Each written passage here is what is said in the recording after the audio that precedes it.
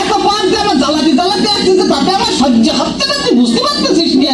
আসলাম তোর ওই শাশুড়ি আর কি ওই বাবা টেবিল মানে এদিকে তো আগায় মানে বাবা পিঠে বলেছে তো ভারী মজা।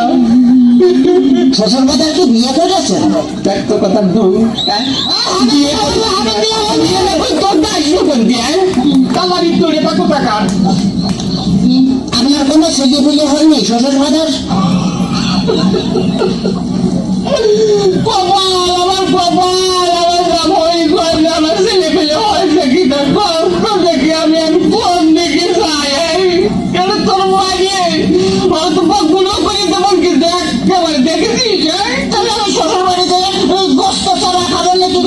খাবার খাবার কি করে এই যে অবস্থা করতেছো তাতে তাতে তুমি বুঝতে পারছো না তো গোস্ত খাবার কি করে তোর সাথে মিয়া বিয়ে দিয়ে আমি ছাই খাইছি ছাই ছাই খাতে গেল না আমার কাছে পল্লীকে 10 কেজি চাল পাঠা দিতাম।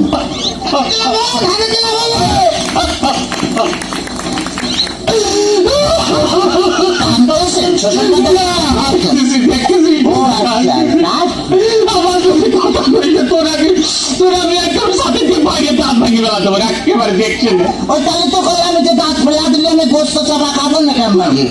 তোর দোহাই লাগে তোর দোহাই লাগে আর কথা কইলে তোর দুইটা বাপে ধরেছি তোর দুইটা পায়ে ধরেছি আর কথা শুনছি আর কথা কইছি। চল চলে ঘটনা আছে কি যে এভাবে জ্বালাতন যদি করিস তাহলে আর আমি পারবো না।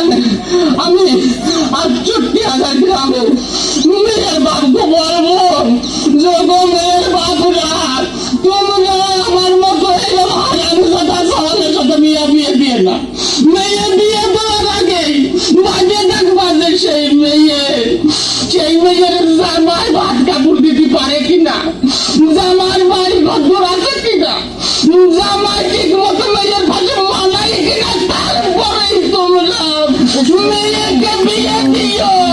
শ্বশুর ফাদার শ্বশুর ফাদার আপনি কি যাত্রায় অভিনয় করতেছেন?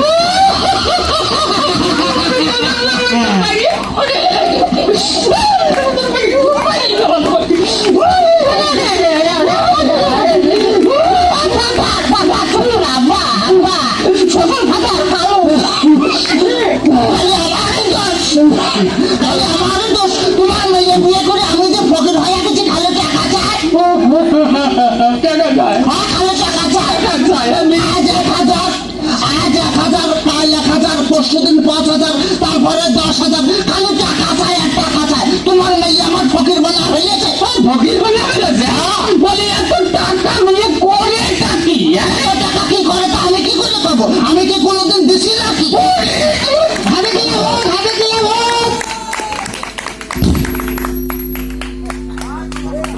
তাই বলে শ্বশুর বাবার অভিনয় দেখে